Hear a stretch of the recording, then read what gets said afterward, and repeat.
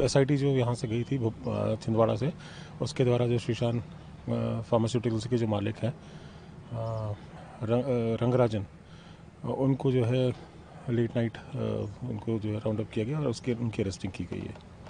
Sir अभी क्या Chennai court में पेश किया जाएगा, उसके बाद छिंदवाड़ा कब तक लाने? हाँ जी, अब जो प्रक्रिया है उसके आगे के उनका मेडिकल और बाकी की जो कार्रवाई है वो चेन्नई से करके उनको फिर यहाँ लाया जाएगा।